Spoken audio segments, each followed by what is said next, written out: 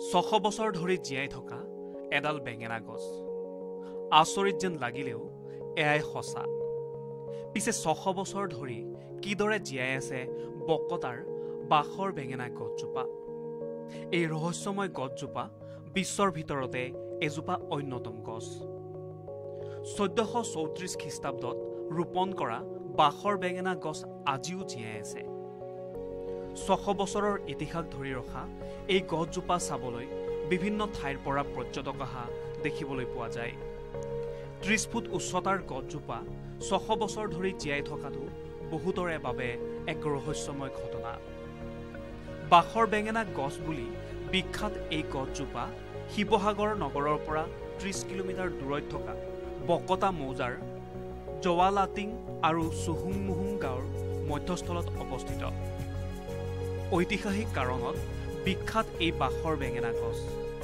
গছজোপাৰ কাষতে আছে গছজোপাৰ নামেৰে নামাংকিত হোৱা বাখৰ বেঙেনা হাইস্কুল, প্ৰাইমাৰী স্কুল আৰু ডাকঘৰ। এই ঠাইখিনি বৰ্তমান বুৰঞ্জী প্ৰসিদ্ধ অঞ্চল হিচাপে বিখ্যাত হৈ পৰিছে কেৱল এই গছজোপাৰ বাবেই। এই গছজোপাৰ অন্তৰালত বহুকেইটা কাহিনী আছে। একাংশই কয় বৰাহী ৰজা মহানানিক্যলৈ এই গছজোপাৰ পুলিটো এজন চীনা সম্ৰাটে উপঢৌকন হিচাপে পঠিয়াই দিছিল আৰু তেওঁ নিজৰ ৰাজ্যৰ সীমাত পুলিটো ৰোপণ কৰিছিল। একাংশৰ মতে চুতীয়া ৰজাই ৰাজ্যৰ সীমা দি এই গছজোপা ৰোপণ কৰি প্ৰতিজ্ঞা কৰিছিল চুতীয়া ৰাজ্য থাকে মানে এই গছজোপা থাকিব। একাংশৰ মতে আহোমৰ চুহুংমুং ৰজাৰ দিনত কোনোবা এজন বিষয়াই এই অচিন পুলিটো সযত্নে ৰাখিছিল।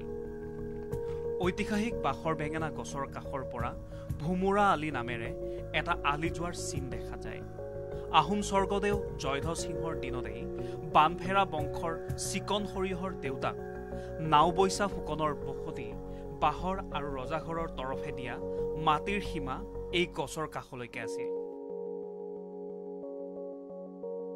বাৰিষাৰ সময়ত বাখৰ বেঙেনা গছজোপাৰ লগতে গোটেই অঞ্চলটোত বানপানী হোৱা দেখা যায়। প্ৰায় 2 মাহ ধৰি বাঢ়নি পানীয়ে আৱৰি ধৰে ৰহস্যময় গছজোপাক। বাখৰ বেঙেনা গছজোপাৰ ডালবোৰ লিকতা আৰু গুটিবোৰ সৰু আৰু বেঙেনা আকাৰৰ। আহোম যুগৰ কাণত পিন্ধা এবিধ অলংকাৰ বাখৰ কটুৱা কেৰুৰ লগত গুটিটোৰ মিল থকাৰ বাবেই গছজোপাৰ নাম বাখৰ বেঙেনা হল বুলিও বহুতে কয়।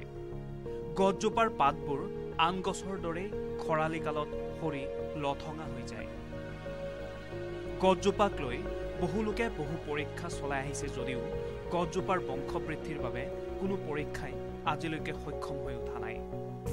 অতি দুখৰ কথা যে প্ৰায় 600 বছৰ পুৰণি হ'লেও কিন্তু ভাৰতৰ আটাইতকৈ পুৰণি বৃক্ষসমূহৰ ভিতৰত নাই বাখৰ বেঙেনাৰ নাম।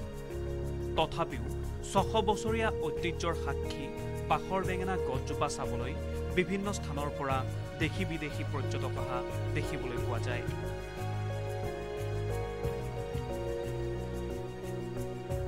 অতি পুৰণি গছ হিচাপে কোনোদিনেই হ্ৰাস নহয় ইয়াৰ গৌৰৱোজ্জ্বল ইতিহাস।